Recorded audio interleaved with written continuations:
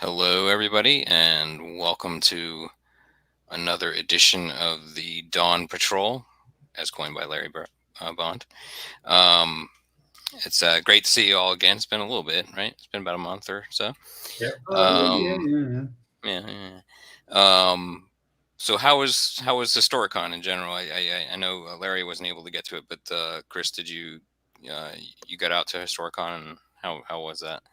Historicon was it was not bad. It was a good venue. The Lancaster Convention Center's got lots of space. That's really nice. And we were segregated off with our colleagues from the Zaykrieg Admiralty because Larry and I are on really good terms with Rich Satori and Jack Joyner. I mean, to the point we share data. You know, as far as we're concerned, anyone buying our game is probably buying theirs. So it's a nice little reaction. And we ran 3 games. One of them was fairly well attended. That was the Dawn of the Battleship game. Okay. The other 2 games were far more lightly attended, and it wasn't just us. Historicon overall was way below historical norms. It was a little better than last year in November up at Valley Forge, but not by a lot. And our last 2 games, to include Operation Sutton, we only had about 50% of the people who had signed up early. I mean, all the tickets were gone. Only half of them showed up. And that I'm a little surprised about that. I would have thought that people. Yeah, it was unusual, but it was endemic across the board. I know of a colleague, a friend of ours, who's been playing. He actually canceled 3 of his 5 games because no one showed up. Wow. Which Dawn of the Battleship scenario did you run? Oh. Was that Corfu? Oh, I forgot. It's okay. Hang on a second. I have to applaud y'all on the Corfu Squadron scenario. It's I think I gave you applause the last time, but it's a really good scenario. I look at my faithful little trifold. We ran the Cape Course scenario. Okay. And that was pretty interesting. We had our usual problems. We only had one person who had played Dawn of the Battleship before, and trying to convince these guys that to get hits you have to get inside 5,000 yards is like smacking, if not better, if not more, a mule to get pulling. I mean, they're just so wedded to World War II mentality, and they had a hard time. So yeah, there was a lot of shooting and not a whole heck of a lot of hitting. Right. Yeah, I have a Dawn of the Battleship scenario coming up for the Southern Front convention down here in Raleigh, Durham. And then we ran a game from Super Marina 2, which that was Battle of Carbonara, and that just was plain ugly. Okay. The Italians had poor karma. Okay. Without revealing too much, spoiler-wise, what should we generally expect in the next SITREP? Well, we're going to have the Swedish Navy, among other things. That should make John Knuth happy. Well, it's all, hey, they're NATO. I mean, they've done a pretty good job of staying out. I mean, we've had data on the Swedes forever. I think we've probably published bits and pieces of it here and there, but we've never published them in an organized manner because they don't get in any fights. That may change. All that will appear in the SITREP is Swedish units, aircraft and ships and systems that are currently in service. The Swedes and the Finns will of course be in NATO North, and there will cover 1955 to current day. But that's Gorka's problem, not mine. At the moment, yes. Yeah. It will be our problem. Yeah. Towards the end. We've got some other World War I ships that somebody pointed out we totally never included in anything. Gunboats that wouldn't normally they didn't participate in any of the European battles, but they did see a lot of service in the war. And there will also be a few things on the Operation Sutton game that we ran, because we went the full afternoon, and there are some additional things that we need to add to help people run Sutton. We had a pretty good result. The Brits lost a frigate. They lost one amphib. Well, really a merchant ship, if you will. But it had to be the one, of course, that had all the Rapier batteries on it. So the Brits only got half of their Rapier batteries put on the ground. And the Argentines tried this coordinated huge strike. So they gave up 2 morning strikes for one uber large one in the morning and then one in the afternoon. The Brits won a tactical victory by 2 damage points. Pretty good. So those are the best. Those are the best matches, I think. The ones that are kind of the nail biter. Yeah, the Argentines had 32 aircraft hit with missiles or guns, which roughly translates into about 16 to 20 shot down, which isn't too shabby either. So we're kind of in the ballpark for what occurred. Lots of wailing and gnashing of teeth due to bomb duds. The Argentine players were really unhappy about that. How did you handle any of the double blind nature of it, or just how extensive did you keep it? Well, what we did is the Argentine players had to come up with their first strike before we put anything on the map. And what we did is we took the game map in South Atlantic War. My son did the map, and I just had him blow it up literally, because it's an Adobe Illustrator file. You can make it the size of a gym floor if you want. And he made a 60-inch by 60-inch color version in vinyl. Oh, and okay. We put that down. It had all the exact same scale, which roughly turns out to 1 inch is 500 yards on that thing. Okay. And I just said, okay, they're over here somewhere. They're over here somewhere. So the Argentines had to make up their strikes with absolutely no information whatsoever of where the ships were. Once they had submitted their strikes, I had the Royal Navy player put out all his ships. The second strike, the Argentines were allowed to use the information that they had gleaned from the previous, from the first, because they saw the ships. Well, that's interesting. I like that. I like that approach. And roughly how long did it take you to do the whole? Both strikes took us 5.5 hours. Okay. All right. That's reasonable. Yep. There's been, I think you were mentioning NATO North. What are we? What is potentially due out for? I know you're working on a Commonwealth annex. Yeah, we're working on that. So what's, just generally speaking, what is the release schedule through the end of the year as predicted? Schedule? I mean, it's just schedule. We're banging away at full speed on Clear the Coast, which is Pat Reachmack's, Mighty Midgets Volume 2 kind of thing. But it's centered in the Adriatic and the Mediterranean. There's a lot of stuff versus the Italians, the Germans. There's a couple Russian Black Sea scenarios in there. That's getting ready to go into rough draft. Now, Commonwealth Navy is farther along. It's actually gone out as a rough draft for review. Chris is putting his polish on it right now. When he's done with that, it will go out for smooth draft. And once it's in smooth, we can move it forward fairly quickly. We haven't thought too much about what comes after that. Of course, we got a bucket full of ideas sitting over here to work with. Chris, what do you want? Well, we can talk a little bit more, but right now, for sure, you're looking at Commonwealth Navy's Clear the Coast and the SITREP. Yeah. I don't think you can expect anything else this year coming out. We will be working on things, and we can save some of that discussion for after the presentation. Okay.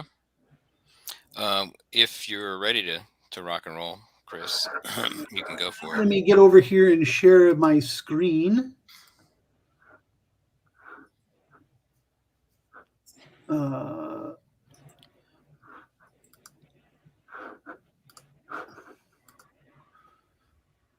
Okay, do you see it, Peter? Yeah, let me add it to the stream. There you go. Okay. Looks very good. Go for it. All righty. This is basically the same presentation with some modifications. And I added one additional slide. This is what I gave at Historicon to a nicely, very packed crowd. So I was happy about that. So what we're going to talk about is on the 13th of April of this year, the cruiser Moskva was attacked on a Ukrainian coastal missile battery that fired Neptune anti-ship cruise missiles. She sank on the 14th of April due to progressive fire and flooding while arguably under tow. We've been told she was under tow. We don't know for certain. Now, at first glance, you go, how the hell did that happen? I mean, Moscow's got a lot of armament. She's, she was designed with the SAN-6. How could this happen? Well, there are a number of things that all piled up against her, but we're going to look at them in piecemeal. The first thing is we're going to look at the Project 1164 Atlant or Slava class cruiser. Now, bear in mind, Moskva was nearly 40 years old at this time. And that means she was basically late 1970s era technology. Okay, she had not seen a lot of upgrades.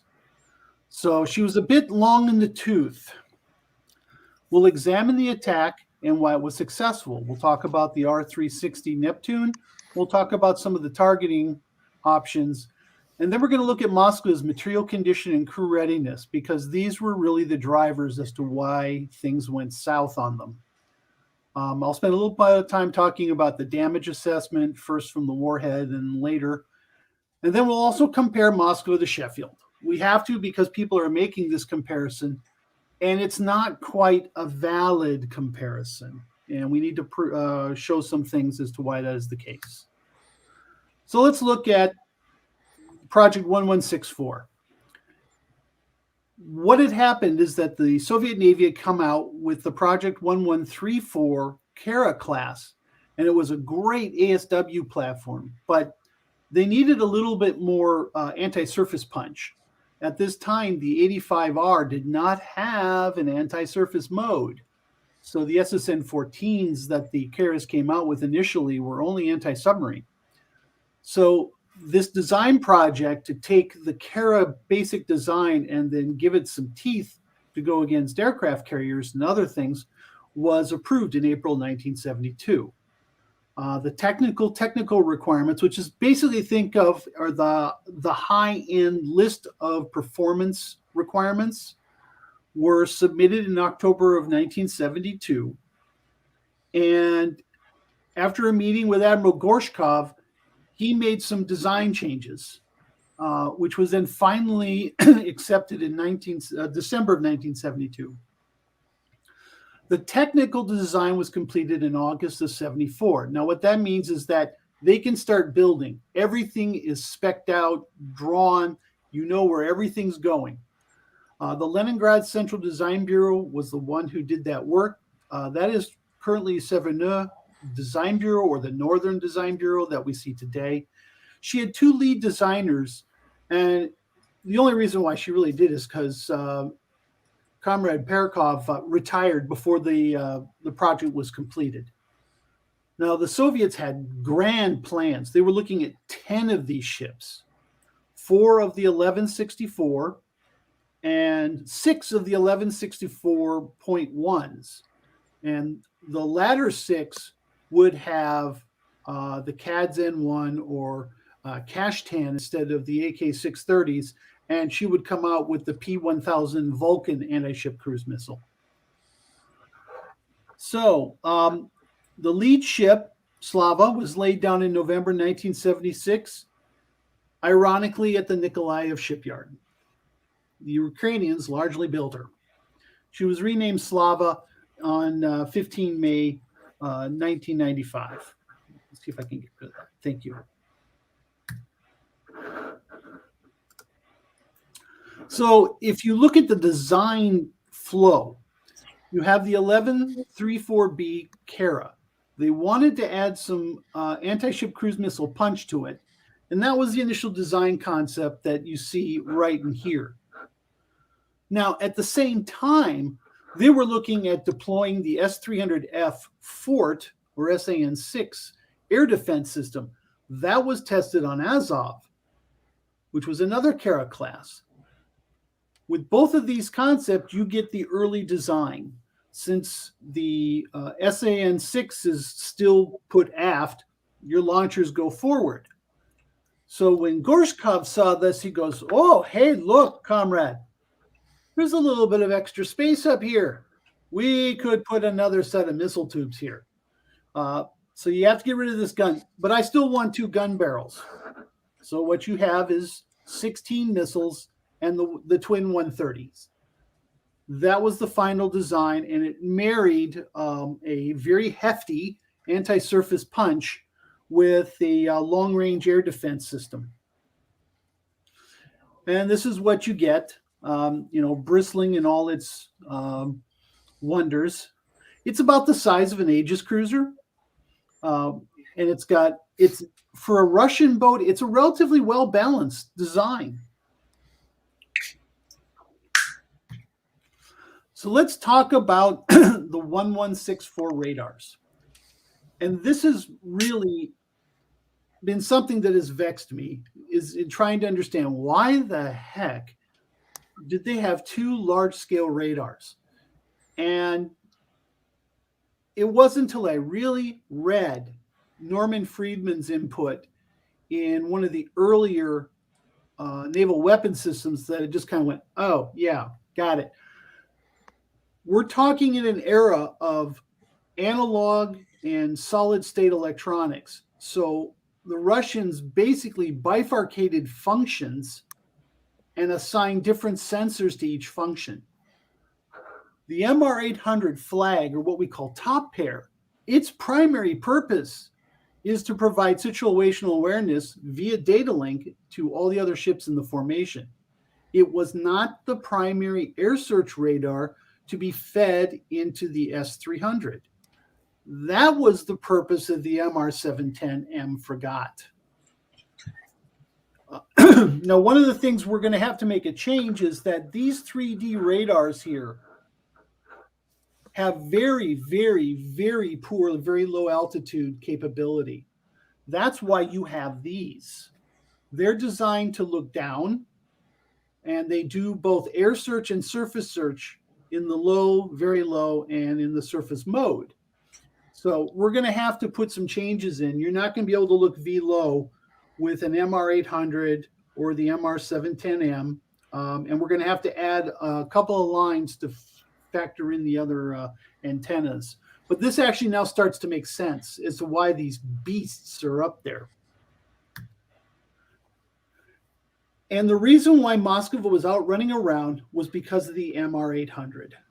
She was basically functioning as a seaborne AWACS, or what the U.S. Navy would call a PIRAS ship. And their job was just to keep track of Ukrainian and NATO aircraft. And with the ranges that we have in the data annex, you can see her ability to look into theater was extensive. She could see a lot. And that position of her is roughly where she was attacked. And the island there, that's the Russian name for Snake Island. So you can see why they would put her there, is that she had complete awareness of anything flying above velo in that area. Now, these radars are all PPI, Plan Position Indicator displays. They're big ones. And each radar is monitored individually. There is some automated detect function, but that's really about it. The operator is heavily involved in detection and tracking, It's not fully automated like, Aegis or even some of our earlier systems. And again, because you're using a hybrid analog and solid state digital components, these are big and they have a lot of buttons. I mean, if you take a look at that console, just look at all the command and function buttons there. And you got to know what each one does. That's very manpower intensive. And it doesn't stop there. We get to the weapon consoles. Now, the Lumberjack 1164 combat system does automatically feed targeting data to the weapon systems, but the weapon systems themselves are not very automated. They are very operator intensive. The S300F console, that's a 3-man position. You got a guy here, one here, and one here. The gun, the AK-130, has 2 positions, and then your AK-630, it's just one guy, but there are 3 of these because there's one for each battery. And then you've got your EOIR, your EO feed here, the radar, and then you can see lots of knobs and that function on cams and gears. So that's your analog stuff that you're seeing. Again, manpower intensive. So you have a lot of things going on that require a lot of people. So when she was first commissioned in December 1982, Slava was a very formidable ship. I was commissioned in December 1982. That shows you how I'm just as old as Moskva is. And this was widely talked about as a very daunting adversary. She had a very advanced anti-ship and anti-air systems, but here's the catch. These systems require a lot of well-trained operators to work effectively, and we'll talk about the personnel aspect in a minute. But as of today, or as when she was attacked, it reflects Soviet state-of-the-art that's over 40 years old. Outside of getting the P-1000 anti-ship cruise missile, Moscow got very little else in the way of upgrades. She by no way got anywhere close to what her sister ship, the Marshal Ustinov, received. All right, let's talk about the Ukrainian Neptune missile. This is a Ukrainian copy of the Russian Ka-35U. Yeah, that's an air-launched version, but the differences really comes into how it's hung. And this is an improved SSN-25 design produced by the State Kyiv Design Bureau, LUK. The big difference over this is the range. It's about twice as far as the SSN-25. The warhead's about the same, cruising altitude, terminal altitude, again, about the same.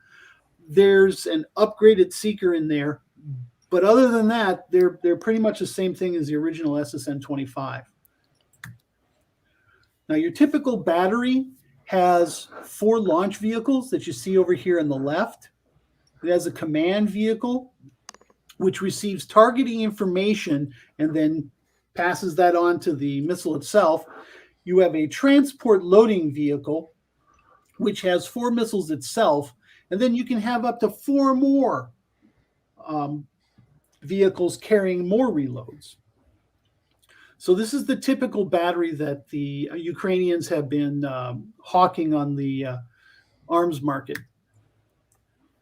Now, when you look at the fact that this attack was an over-the-horizon attack, it was reportedly on the order of 65 miles off the Ukrainian coast. Okay, the Ukrainians really only have 2 options here. The Mineral U, which is the land-based variant of the over-the-horizon targeting complexes that we've talked about before, like the Mineral or Monolith on the bandstand on ships. The other option is the Bayraktar TB2 unmanned aerial vehicles. Now, the Mineral U easily could see Slava, Moskva. Now, these ranges assume a surface duct. If you have an evaporative duct, they're about half, but that's still more than sufficient to suggest that she could have been used. The problem is the Ukrainians had only done their first testing of the 2 or 3 vehicles they had in the fall of 2021. So there's not a lot to say that they were actually used. The TB2 drone has an EOIR sensor. It has a laser rangefinder, which is, I guess, good to about 30 kilometers. And it has a data link with a range of 185 statute miles. And we have a number of reports that talk about the TB2 being used against Moskva.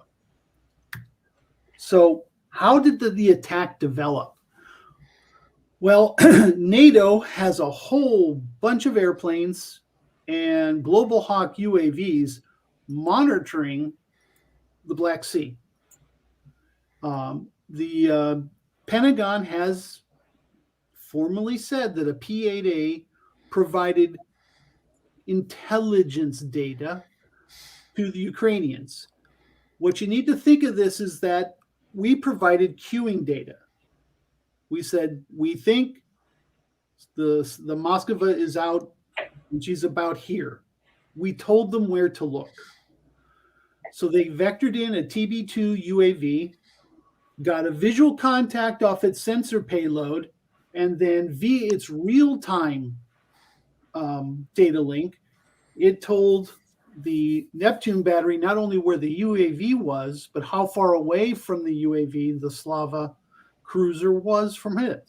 So you have targeting data, not just detection, not just tracking, targeting. And it didn't help that Moscow really didn't vary its operating parameter. It was relatively very predictable. Here's the slide that H.I. Sutton has put out. It's a really good one. And I've just modified it a little bit because I added the probable PIRAS operation square, because where she got hit was just about here, 30 nautical miles to the east of Snake Island. You can see Slava is really only in one of 3 different spots throughout 3 months. So, you know, if you kind of operate in the same pattern, things do happen. And the U.S. Navy could be fairly confident if they saw the Moskva, because the radar system on the P-8 also has an inverse synthetic aperture radar mode, which means you can do rough imaging. In other words, they could measure the length of the hull and then say, yeah, that big guy's out there. So Moscow was, like I said, about 30 miles off from Snake Island. That put it about 80 miles from Odessa and 50 miles from the coast of Ukraine. And they're saying that the attack took place near Odessa. So you're talking about in here. And that's its 65 nautical miles that we've been told. So let's talk about Moskva in terms of what kind of condition was she in. There was a very interesting copy of on 10 February of a readiness report supposedly signed by the Moskva's commanding officer. It looked pretty good in terms of the things that it talked about. And what makes me feel a little bit more confident is that it disappeared almost instantaneously. It was posted and removed, but not before someone got a look at it. If you go through this report, what you find out is that Moskva she shouldn't have been at sea. She was a hurting frog. 4 of the 6 gas turbines needed repair, which is odd because the 2018 to 2020 overhaul supposedly only worked on the main propulsion plant and the electrical plant. And yet I had 2 of the gas turbines for electrical power regulated to emergency use only due to significant wear. What did they do during the 2018 to 2020 overhaul if they didn't fix the gas turbines? The S-300 fort director in a test firing had problems keeping the target illuminated. And this is gonna basically answer one of Martin Kelly's questions. Why didn't they shoot the drone down? They couldn't. If this is true, they couldn't illuminate and keep it illuminated for the SAN-6 missile. They may have also thought it wasn't a threat that far away. I can't say for certain, but from a material condition, the S-300F fort system wasn't up to speed. Same thing with the SAN-4s. One director apparently couldn't transmit at all, and the other had problems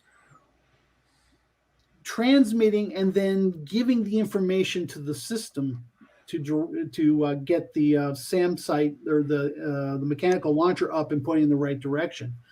The other thing that's really bizarre is that the OSA MA also had a dedicated radar on top. That's that BAZA scanning radar, because the time delay from going from the MR710 to the SAN-4 would have been too long. So it had its own scanning radar. Each director has one. And those don't seem to have been turned on. One of the 6 Gatling guns wouldn't move, and all 3 of the ballast tilt directors had problems. 2 of them would not work at all in the electrical optical mode, and one of them had trouble transmitting and then staying locked on. Okay, all of your major air defense systems had gripes. But the big thing is that in each of these instances, the readiness reports said that a representative from the factory would have to come out and fix the problem. Okay, let's talk about crew training. The Russian Navy, like the Soviet Navy, has relied heavily on conscripts to man their ships. According to the readiness report, Moskva had a crew of 534, of which 257, almost half, were conscripts. Now, on top of that, since 2021, the length of service had dropped to just 1 year. In the Soviet Union, that was a 2-year stint. Up through 2021, from 1991, it was 18 months. 1 year had extremely limited, very basic fundamental training, which would be considered woefully insufficient by Western standards. On top of that, the Russian Navy was hurting for funds. It's no secret that Putin has favored strategic weapon systems and submarines, and that is the pall that has been robbing everybody else. So there was limited operational training by most of these ships, even though Moskva spent more time at sea than just about anybody else in the Black Sea Fleet. So the bottom line is, from a material and crew perspective, Moskva was not properly prepared to be doing combat operations. So let's look at the attack itself. On the evening of 13 April, a Ukrainian Neptune coastal missile battery fired at least 2 R-360 missiles at Moskva, most likely using targeting data provided by a TB2 drone that had been put out in the area by queuing data from a P-8. They could have fired more missiles. The Ukrainians tells have 4. We have no information that they did. So we go with what we got. Both missiles struck Moskva on the port side, roughly amidships. One of the things that really came out of this is that what photographic evidence we do have strongly suggests that the surface-to-air missile systems were not active.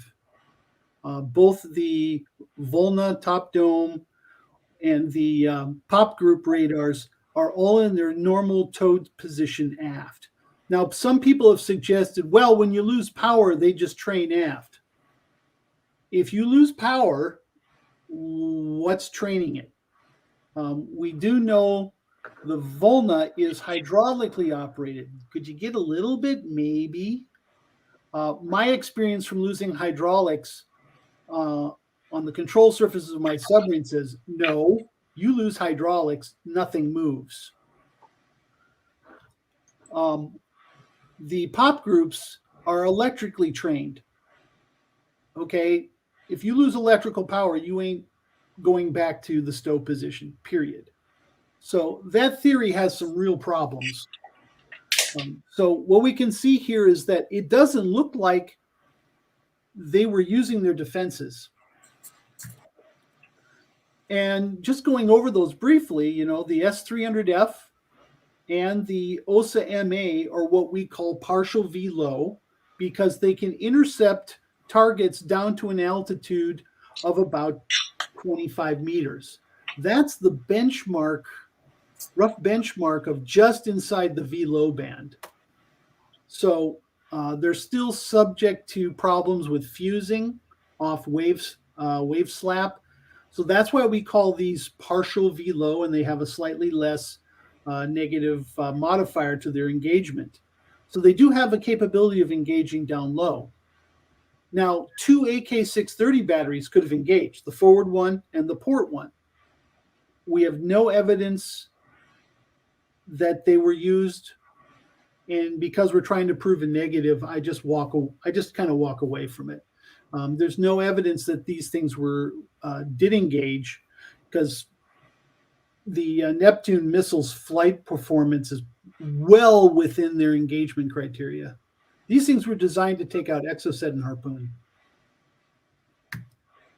So these are where roughly the two hits are.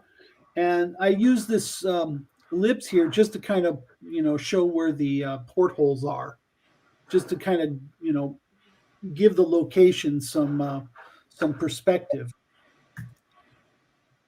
That puts it roughly about here on a diagram. And if we look at the possible range of compartments that could be affected by the detonation, at least one and possibly two engine rooms could be directly affected by this. You've also got one turbine generator section here.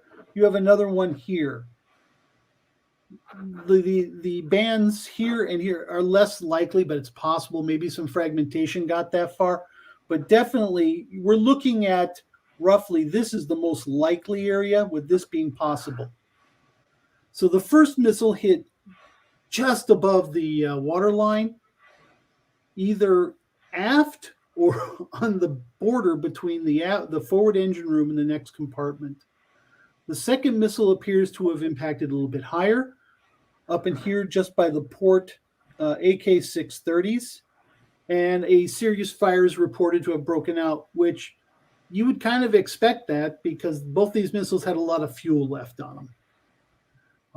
Reportedly, the Russians said there was a magazine explosion. Well, if that's the case, then it's most likely the AK-630s. One of the things that Russia didn't talk about, but it became very clear from everything else we saw, is that Moskva suffered a loss of all propulsion and electric power from this attack. So let's look at this a little bit. This compartment here has all the afterburner or boost gas turbines to achieve max speed.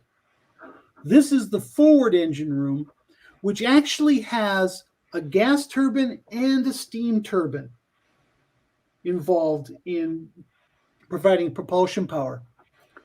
In between them is a compartment called the Post of Energy and Survivability.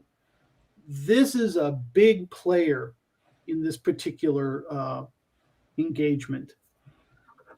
And just the kicks and giggles, this is the combat information post over in here, which is separated from the central command post, which had more to do with, what course the ship is going to take, and status of other systems. This is all the combat capability being controlled down here.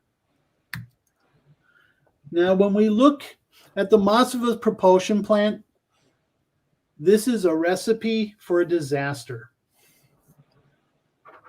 Oops, sorry. This is one complete open compartment. Both cruise turbines are in the same compartment. They share a common shaft down to the main reduction gear that clues in the boost gas turbines, or what they sometimes call the afterburning gas turbines, again, all in one compartment. Now, if you look at a Kara class, this is pretty much the exact same propulsion plant. This diagram came from a website that had copied a Zoyamash, a Ukrainian company, on how they put together the gas turbine propulsion plant. This is problematic because any sort of shock up here is going to get transmitted down this, and anything that pulls or pushes is going to shake the shaft. This is not the best way to do things. Indeed, if you look at a typical Western plant for a ship of the same size, and this would be a Spruance class destroyer to your right, we have two gas turbines, one reduction gear, widely separated. This is to allow us to eliminate the vulnerability of losing propulsion from a single hit. Moskva's propulsion plant is more vulnerable because all your turbines, for whatever function, are in one single room, and they share a very complex shaft arrangement. A single hit could literally take Moskva out completely. And this is apparently what happened with the ship, as even the Russians admitted she had to be towed back to Sevastopol. Now, on the post of energy and survivability, this is a very interesting compartment. The first thing is it is a major electrical system distribution node. A lot of your switchboards are in here. And that's not good if you've got a missile exploding with a lot of fuel being dumped into it. The other thing it did is it was the automated damage control central for this boat, which means this is where all the information came to analyze and figure out how to fight the casualties the ship had to deal with. And the Russians preferred to do it with remote systems. So they had remote firefighting systems. They had remote pumps to do dewatering. They could also control the ship's list. And this is the first line of damage control for Russian ships. Here's the problem. If this space was hit directly, they've lost all electrical power, and they've lost their ability to fight any resulting fires and flooding. Manual damage control is taught. In fact, you'll find a lot on Russian websites talking about the basics of firefighting and flooding, and they echo a lot what I'm used to seeing as well. The problem is, to become proficient, you've got to really practice. And having dedicated, consistent training with short-term conscripts is really tough to do. On top of that, I did a topside deck level tour of the Marshal Ustinov in the fall of 1989 when she came to visit Norfolk. And I could only find 3 firefighting connections on the port side. And they weren't the same size as ours. They were less than 2.5 inches in diameter. So the size of her firefighting capability topside was really nowhere near what we would have. And looking at some of the hoses and the fire extinguishers that you were able to look at just inside the superstructure, again, not a lot. So if you don't have an emphasis on manual damage control and you lose your primary method, the ship is in a whole heck of a lot of problems. So if we look at the first hit here, you can see that it's letting water in, and the ship took on a roughly 15-degree list to port.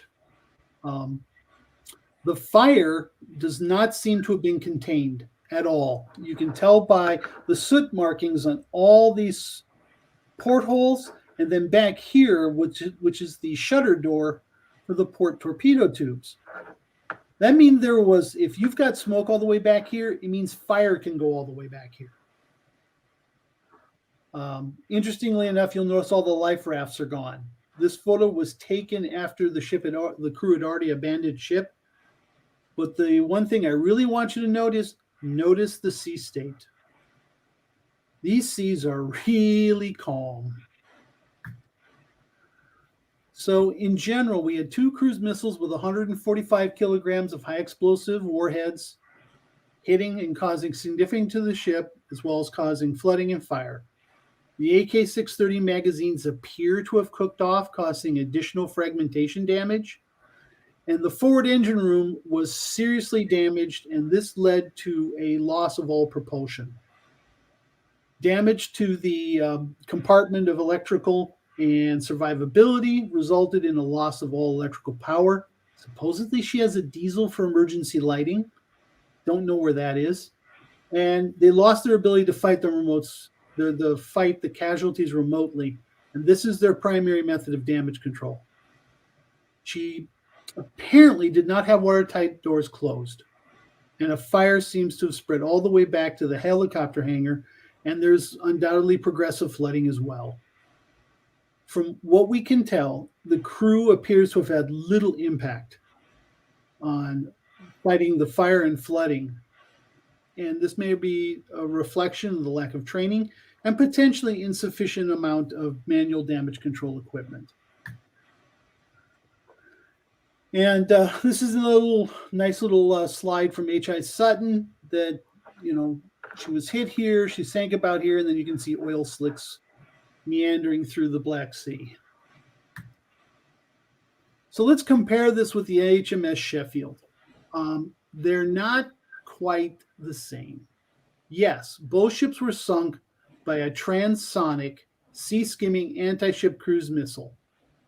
But there, all similarities end. Sheffield only had soft kill. She only had chaff.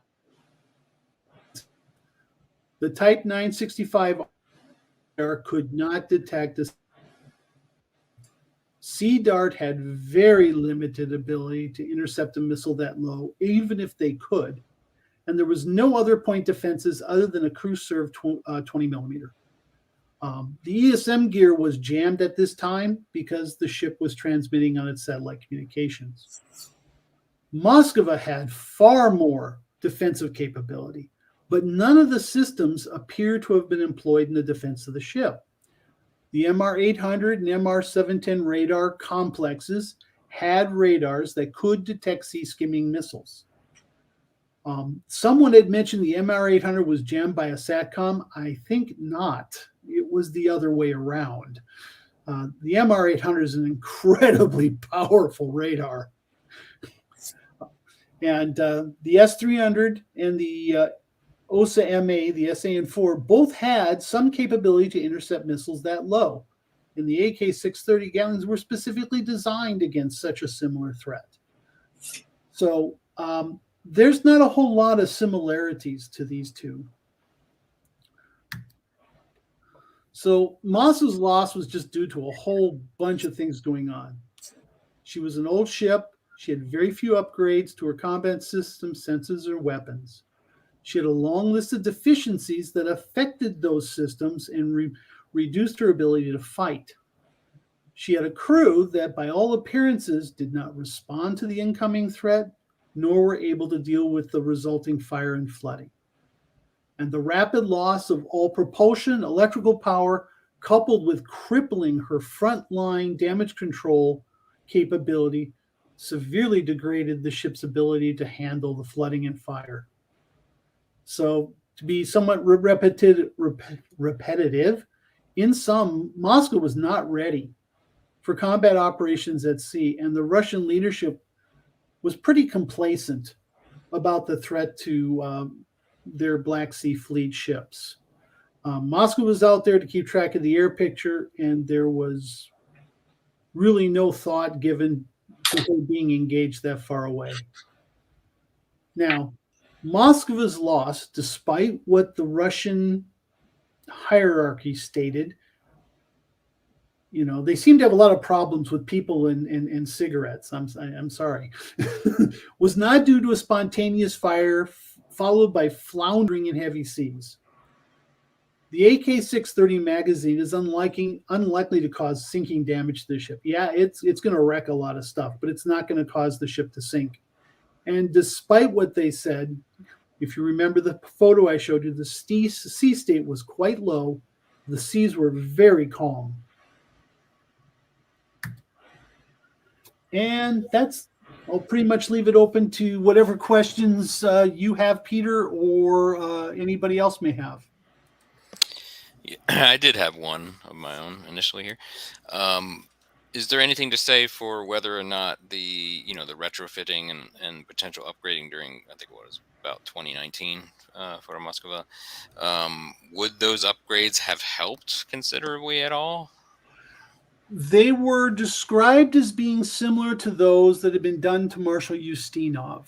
That would have updated her radars. That would have updated her combat system. That would have updated the Gatling guns to the AK-630M capability. The OSA MA was to be upgraded to the MA2, which is fully sea skimmer capable. And there was talk about upgrades to the SAN-6 as well. So basically, and there was also some discussion that the damage control system was to be updated.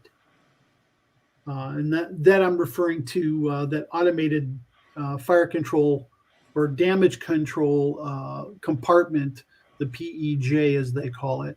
So yeah, there was a lot of components that were going to be swapped out that I think would have had a lot more impact.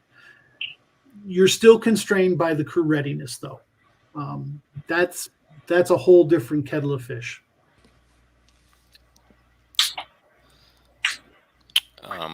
Javi from the YouTube crowd and Discord server asks, how representative was the condition of the Moskva with how she would have performed in a Cold War gone hot scenario comparably? I don't think she's remotely the same. In a Cold War scenario, you're talking a young ship with systems that are, haven't been worn out. And again, we have a system that relies on conscripts, but I've got these conscripts for 2 years now, not just 1 year. So some people have said, well, we've overcalled the Russian capabilities. I would have to disagree. We've overcalled the Russians' ability to preserve those capabilities with time by treating, maintenance and training their crews. So I think Slava in her heyday would have been a very significant problem. Chris, if I can break in with this on something as well. The Russians, their philosophy, at least during the Cold War, and I don't know if it's actually changed, was they wanted to be ready to fight at a moment's notice. They didn't spend a lot of time at sea, but they spent a lot of time making sure their gear was properly maintained, and they would hold these, very, very short sorties just to make sure everybody was doing everything right. That philosophy doesn't work in the Ukraine situation because they're keeping a ship that was designed for very short bursts of activity on station for a very long time.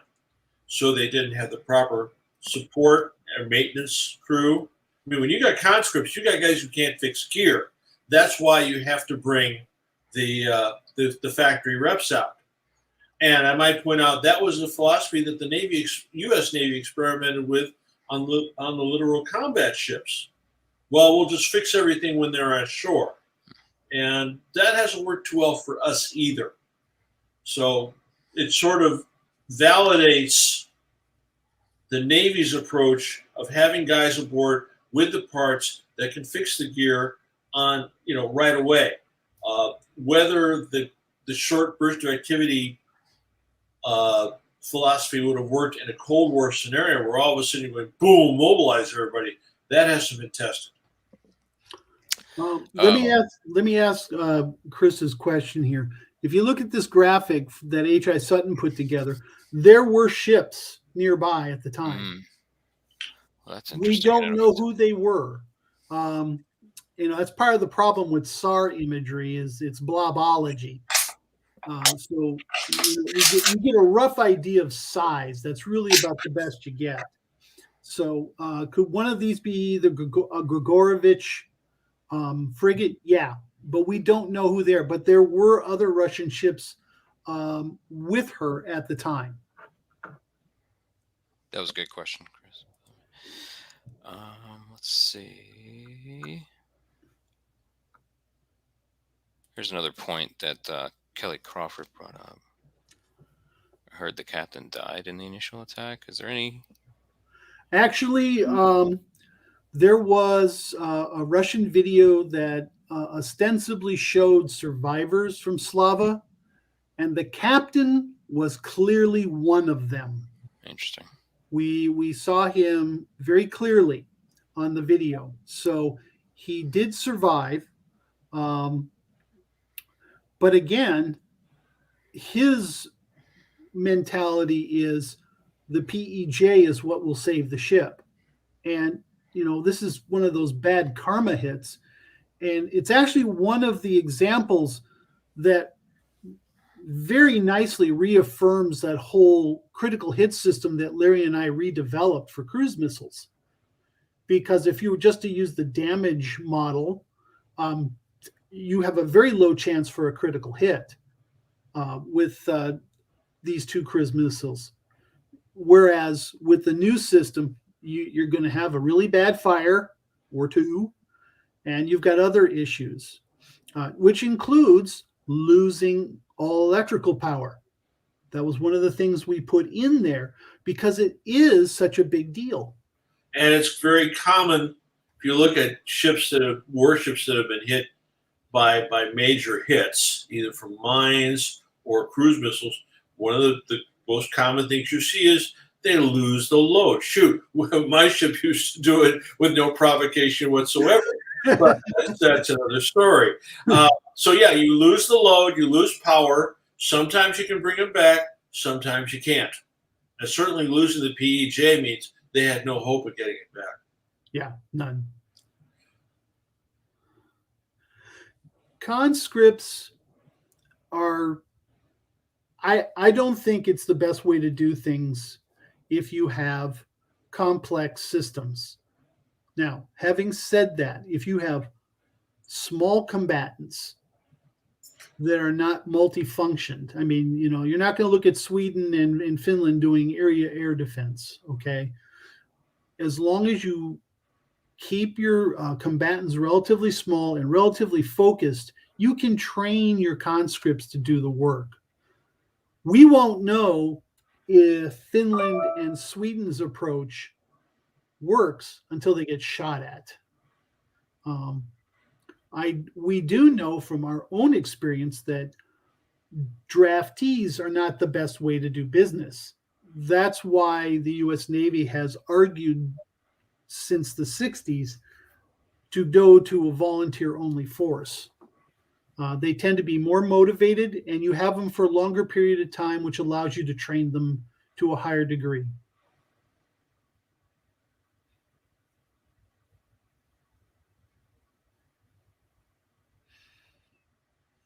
Seems to be one of the last questions in the YouTube channel, but I also asked if folks have any product questions, so we'll let folks catch up on that. Let me answer Angel's question.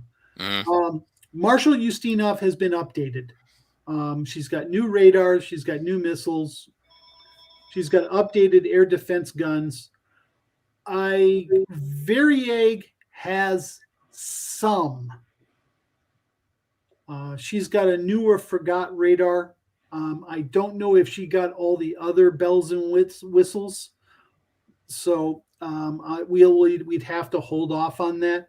The fourth unit is sitting in Ukraine, just sitting there because she's nowhere even near being done. And the Ukrainians couldn't finish her on her own. I have a tangential question to that. Is there any particular reason why Ustinov was provided all the upgrades, and was it a particularly like a seen as a, in the wings and ready to be upgraded? I mean, it seems like they gave priority to it in some regards. Well, that's because Marshal Ustinov is in the Northern Fleet. There you go. All right. When you look at the ships that are taken care of, the ones that tend to get the maintenance are Northern Fleet. The Pacific Fleet has a real hard time. I mean, they're going to decommission Lazarev because they can't overhaul her. And they'll decommission Kirov because she's just so old, been sitting around so long that it's not worth it. But even so, if you look at Nakimov's overhaul, it's taken longer than it did to build her, which is typical of the Russian maintenance infrastructure these days. They just take a long time, and they don't have a lot of money. So, I mean, there's only a handful of Sovremenis and Udalois have seen major overhauls. The surface units just don't get the attention. Most of the upgrades that we've seen, and the Russians will tout, hey, so-and-so just came out of the yards, yada, yada, yada. And they give her a new missile, like upgrading the diesel boats so they can fire caliber. But in terms of major upgrades, which are very expensive, actually, Chris, you did a study on, or saw a stat on how much it costs in terms of the percent of a vessel to go through a midlife update. Do you remember what that number was? If you're talking a regular overhaul, it was about a third to 40% of the cost. Now, that is not including modernizations. Modernizations fall under what the Russians would call capital repair, and that can be anywhere from 2/3 to 3/4 the cost of a new ship. And you're putting it on an old hull. Yeah. Anybody who owns a boat knows what happens when you put a boat in the water. Okay, you've got it. Money leaves your wallet. So I mean, it's a constant struggle to keep even a well-maintained vessel well-maintained. Their maintenance sinks. I mean, everybody, I'm pretty sure, has a car, and you know what you have to do to keep a car running well. It's 3 to 4 times as bad on a ship because the environment is nowhere near as friendly as your car. Unless, of course, you're like Larry driving in the DC area, then your risk of collision is much higher. Javi had a good question here. In terms of training, how would you recommend going about implementing the effects of port training in scenarios? Actually, Javi, we've been trying to avoid that because it brings in a lot of very subjective stuff. Now, but you do have a point. And one of the ways you would do a poorly trained crew is you would have a modifier to them getting reaction time. You would also up the probability that the system isn't functional, that they haven't taken care of it. You can also look at it taking more time to get a fire control solution for like anti-ship cruise missiles. And at the worst case, you could ding them on probability of hit, although I think that would be a little excessive because these systems really are, once you point them in the right direction and you launch them, they tend to do what they're designed to do. But if they're not working, or if it takes you too long to make that detection and transfer it, those are the big areas where I think crew training could come into. And of course, you can ding them on damage control. Absolutely. And we have at various times published skill levels: recruit, inexperienced, competent, veteran, and elite, and integrated them into different aspects. For instance, most notably aircraft, air-to-air combat, where it really comes out as a single variable that can directly affect. But nobody wants to play with an incompetent pilot or a recruit pilot unless you can make it part of the starting scenario and it's very historical. Then they go, okay, we're fighting with inexperienced guys against experienced guys. But in just a straight fight, nobody wants to play with guys that can't operate the gear properly. And that gets to one of Angel's comments at the bottom. Yeah, we can give you the new information, but who are you going to find that wants to play it? A lot of people play our games to have fun, not to be the squirrel or the mole that gets whacked all the time. Yeah, we could easily put together and tell you, hey, this is what we think it means. But the best way to do it is, as I've just said, you take out various systems, they don't function, and you make the reaction time longer. And if you wanted to just drop something into a game and say, okay, you guys are starting this scenario, everybody here roll for each major system a D10. And if it's a 0, it's down. You don't got it. Now start your fight.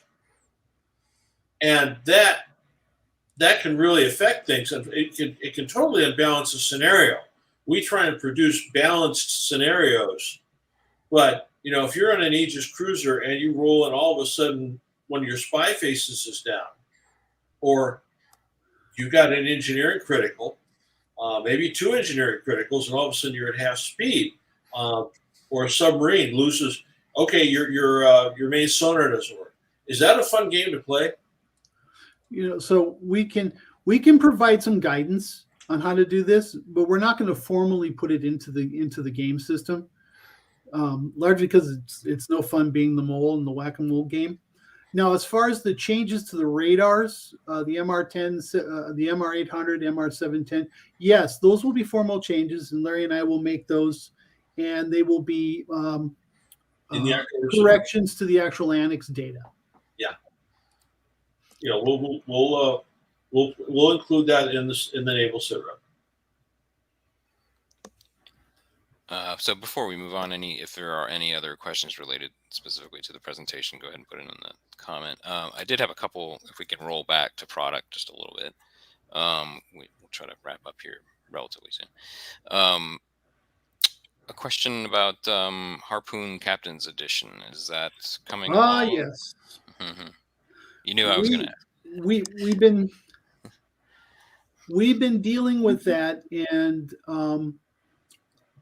I would have to say I've been guilty of miscommunication, because I was thinking we were going to do 2 simplified versions of Harpoon.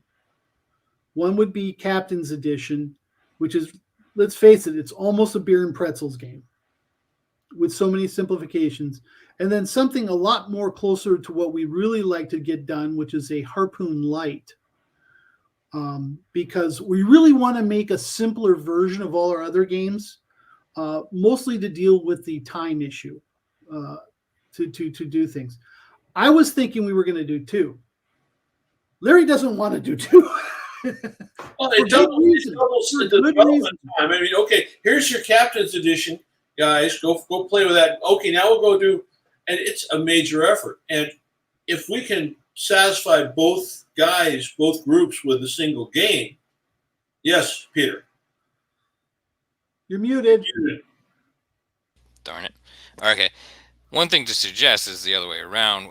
We could, of course, the community as well, but a suggestion is to make advanced rules for Harpoon Captain's Edition. Like, for example, Kevin was able to, in the Vassal module that he's been working on for it, he's been able to introduce double blind to it, which is absolutely incredible. And it absolutely immediately makes it less of a beer and pretzel game. And I can already tell just from having played it now a couple times that it in and of itself, its simplicity actually will allow potentially for advanced modules to be introduced. So that would be a suggestion. I'm kind of looking at that, but and Larry and I really need to sit down and figure out what's the right way to. I'm looking at a game that has some aspects of Captain's Edition. It can be played on a hex grid, or you can do it miniature wise. I've got both sets of maneuvering information that allows you to do that. Instead of turning at 45-degree angles, I just make it 30. And so we've matched hex and hex edges. You can use the edges for maneuvering. Instead of a D6 module, if you will, for Captain's Edition, if we were just to upgrade it, it would be a D10. I want to make Harpoon Light a D20 with 5% increments, because and Larry's really showed this, that on a abstracted game, 5% is really the least input you want to modify to. And I completely agree. Anything else is down in the weeds. So if we do it that way, you will have the ability with Harpoon Light to do Captain's Edition like Vassal module, but it's going to have a very different combat and sensor aspect that will look in between, if you will, between what Captain's Edition does now and what Harpoon does. And that seems to be the best fit.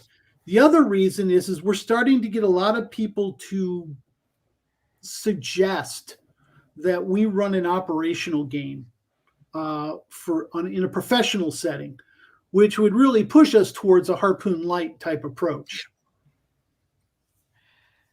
Having attempted it myself, yes, I agree. Yeah. But I like what the user TK Data said, a modular approach like in ASL starter kits. Yeah, so looking at Advanced Squad Leader, I see the maintenance nightmare I would like to avoid. Advanced Squad Leader has so much stuff going on that even in a modular form, the problem is we'd have to build the game with the modules in mind. You just can't slap them on at the end because that doesn't work. Yeah. I've played Squad Leader. I thought it was a wonderful game back in the day. And then people say, well, let's refine it here. Let's expand it here. Let's do this. Let's do that. And pretty soon you got something that looks like Starfleet Battles. What we have to do is say, these are the things that are important about at the level we want to play. And then that's going to be it. If you want more, then you go to Harpoon. Right.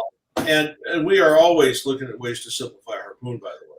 Yeah. And the approach I would like to take is that this game be applicable to a hex grid playing surface, Simplot being the playing surface, or even Vassal. And that will give a lot more variability and stages of development, if you will. If you're just opening up and you want to play a simpler game, you then have the hex-based. And there may be some advanced rules we could, portion out and saying, don't bother with these. And that gives you almost a Captain's Edition-like feel. And then after that, you can advance on. The double blind aspect is for me a big deal, because that's what really, gets away from the God view that board gamers and miniature gamers tend to take for granted. It doesn't happen that way. So one thing that TK Data has pointed out, that in some of their modules, ASL actually Right. tried to do a simplified this, to simplify that. And I was just thinking about that too, like just some mod, just like plug and But play harpoon modules might. but TK, here's the thing. I can't do just simplified infantry, simplified guns, simplified vehicles in isolation. I have to do it all at once or it falls apart. And I'll be honest with you, there are parts of Advanced Squad Leader I don't think work too well because of that approach. Fair enough. We are getting to about an hour and 15, which is of course fine. I'm happy to go over. Do we want to talk a little bit more about product before we sign off? The one question I had, or another question I had about it, High Tide, is that still in the making? And yeah, it's still working on. Part of the issue is one of our authors had medical concerns, so but they have Jay Wisman and Kevin Martell have 9 days when they have to get us their draft. And I sat down with them and we talked about what needed to be in that draft. And so they're going to provide that. I will, once I get done with Commonwealth navies, I don't have to do a lot with Clear the Coast. We don't have any more additional systems. That's just pulling from what we've already done. So that review process from my perspective is going to be a lot easier because I usually hone in on system discontinuities or disconnects. I can then start doing the air defense generations for the Soviet Union for land-based air defense, which is a very big deal in some of the latter mini campaigns, if you will, where we talk about striking the Kola Peninsula, because their saturation level is a lot lower than we thought. They can be overwhelmed very rapidly, and talking their concept of a data link is not exact. I mean, it's not even close to what I would call it. It's, they would send little signals that have lights that blink saying go here. I'm not sure how that works. I mean, they obviously got it to work, but I'm not entirely sure how that works. So we will be putting that in, and that will probably be the big upgrade, if you will, for game mechanics, will be how we address land-based air defense systems and command and control complexes. are you still moving forward with a Latin American navies? Yes, as well? Steve. Yeah. We still get stuff from Steve Jolly. He's still working on it. I would expect to see something pretty soon on that. We check with everybody periodically. I mean, we have currently under development from different people all over the world. We've got the French, not only a annex book, but a scenario book called OPEX. We have Gorka in Spain is working on NATO North and NATO South. Then we have Steve taking care of Latin America. And who am I forgetting, Chris? After Commonwealth navies, Yumi and Peter are going after Japan. Yeah, no attacking involved. I like sushi. Japan is the next one that we can do internally. It'll be a standalone. Just the problem is, and actually we'll solicit suggestions from the audience. Okay, it's the Navy's series. Okay, we have Russia's Navy, China's Navy, Japan's Maritime Self-Defense Force. Is that going to work for everybody as a title? I don't want to call it Japan's Navy because they don't call it. We're used to Japanese movies having very long titles. I can just call it. So that's fine. In that case, I would call it Nihon Kantai, but that's not good. I don't know if that'll work either. And then somewhere in there, we really do need to fit in the rest of the World War I ships that we keep talking about. And I'm gonna start putting my foot down on that one because I occasionally get hate mail that we haven't done all the U.S. ships, we haven't done all the Japanese ships, as well as some of the other people that could have done something. Yeah. the beauty of that one, the World War One, is that there's not going to be a lot of what we call Carlsons in that one. Yeah. This is a Carlson term we effort, use to describe the amount of effort Chris has to put into working on a particular product. I mean, I can go and collect the data. We've got other guys, Christoph and other guys who can help me. I mean, it's just, there's no new ground that has to be explored. It's just collecting and editing and publishing the data. Meanwhile, Chris is off, researching the theory of everything. I'll give the crowd just a short minute here to any last minute product questions. So I just wanted to personally thank y'all for all of the Dawn of the Battleship attention you've given over the last year plus. It's one of my favorites, and so fun. I'm assuming the World War One products that you're talking about. How would that be wrapped? I mean, I'm assuming that would be wrapped up as a Fear God and Dreadnought. Yeah, it would be a Fear God Dreadnought data annex for. I don't want to call it the others. Yeah, the others or the uninvolved or whatever. It's too much of a lost TV show. It's second string. I don't know. But anyway, they'll be there. There's some other ideas for some possible stuff looking at hypotheticals given political situations, but they're not even in an outline form. So I'm not even going to count on those at the moment.